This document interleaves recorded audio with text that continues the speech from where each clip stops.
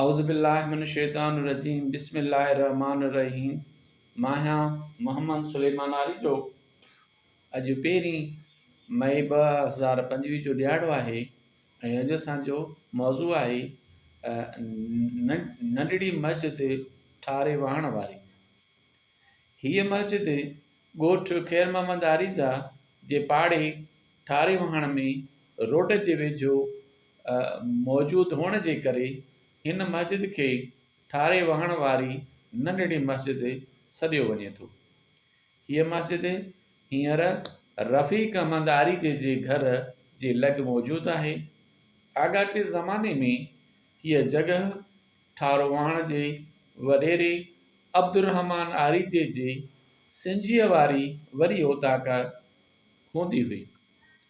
हीअ ओताक मेन रस्ते ते हुजण जे करे हिन ओताक में आम माण्हुनि ऐं मुसाफ़िरनि जी अच वञ रहंदी हुई ऐं आयल मुसाफ़िर निमाज़ किथे अदा कनि उन ज़रूरत जे तहत वॾेरे अब्दुर्रहमान आरी जे पोटे फ़क़ीर मोहम्मद आरी जे हिन ओताक जे ई अङण में हीअ नंढड़ी मस्जिद जोड़ाई हुई।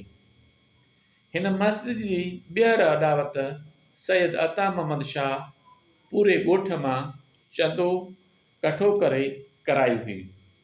अॼु बि ॻोठ ख़ैर मोहम्मद आरीज़ा जा दुकानदार ऐं मुसाफ़िर हिन ई मस्जिद में निमाज़ अदा कंदा आहिनि ऐं हर यारहीं शरीफ़ बि मल्हाई वेंदी आहे ऐं उन सां गॾोगॾु रमज़ान शरीफ़ में हिते हिकु हाफ़िज़े क़ुरान मुक़ररु थींदो आहे जेको ख़त्मे क़ुरान पाक पूरो कंदो आहे। हींअर 20 तारीख़ चोथों महीनो 2025 में हिन मस्जिद में कलीमुल्लाह ख़ुहारो जन पंहिंजूं ख़िदमतूं सर अंजाम ॾेई रहिया आहिनि। तव्हांजे स्क्रीन ते तव्हांखे नज़र अचे थो त मस्जिद जे अंदरि जेका गुलसाज़ी थियल आहे आराइश साज़ी नुमाया नज़र अचे थी।